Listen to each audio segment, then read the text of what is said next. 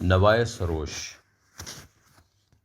This is a review of a book of poems, Let's Barter Silence and Sounds, written by Sarosh Latif.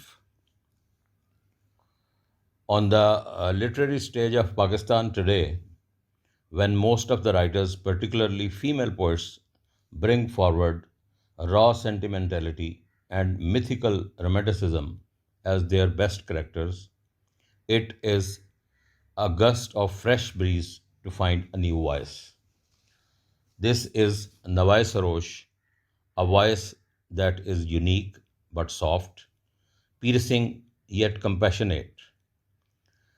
From ideas to the way the poems are structured and crafted, we find a lot of variety in Sarosh Latif's Let's Barter Silence and Sounds. Latif's book has high language skills, explored and subverted by her to create her own unique voice. This, the words of the poems inherently carry judgment and values within their nucleus. Poetry is said to be a subjective art form that affords its authors freedom to express themselves in ways both traditional and innovative. Poems do not have to rhyme, nor do they have to follow any particular structure or include any particular style. But some of the poems in this book do rhyme and have a different style of the poet. The very first poem, The Knots of the Season, contains a profound imagination, a concrete one, like a sight, smell, or taste.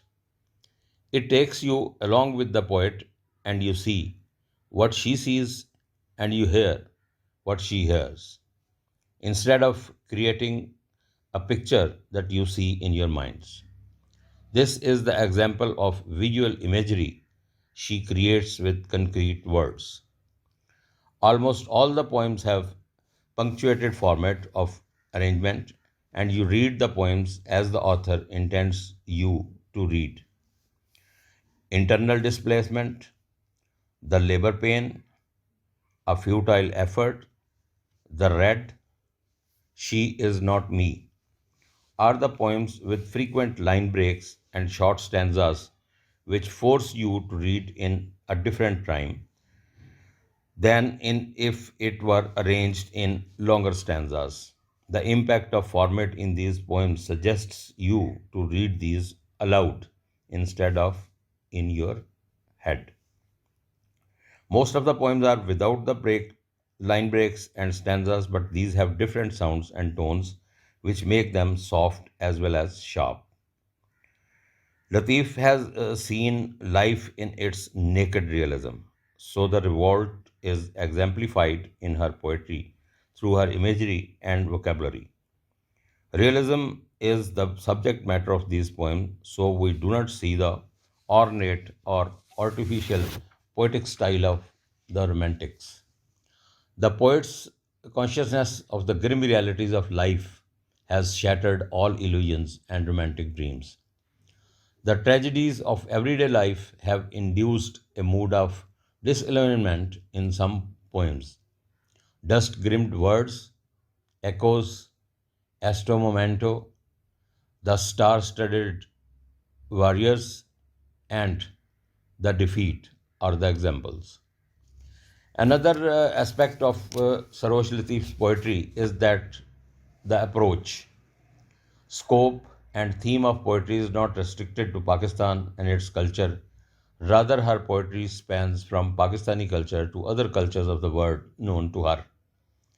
This makes her poetry even more versatile, where she talks of past and present, nature and man, and paints everyday life. These poems are condensed and are in compressed form to convey emotions or ideas to the reader. The economy of language, careful selection of words, and clarity of the poems is praiseworthy. She, as her poetry undoubtedly suggests, is a rebel who does have the spirit to express what she feels for humanity in a style that is far from being conventional. It is the voice of a nonconformist and the feelings of a humanist. Her poem, The Quest, is on the ones who succumb to the brutal and traumatizing man made institutions of oppression, which actually are a byproduct of fear, which stay intact and thrive on the misery of the weaker and the marginalized. In the monstrosity of patriarchy, misogyny, and the so called tribal honor, and then there are the ones like Sarosh who become the voice of the voiceless and identify themselves with and speak up for the helpless who pay the price for being born amongst the mental pygmies which stunned with stunted intellectual growth.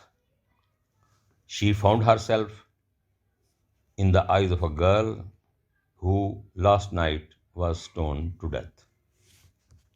And these lines from the land of liberty are another example of my above mentioned claims on her poetry.